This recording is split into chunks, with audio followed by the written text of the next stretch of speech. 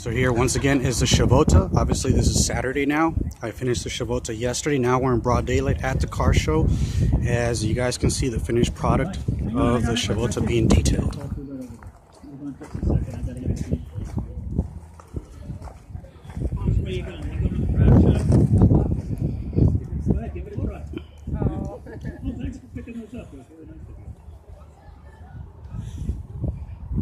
Taking the Ford part, Toyota part, and the Chevrolet part. I would say the Toyota part. Isn't it?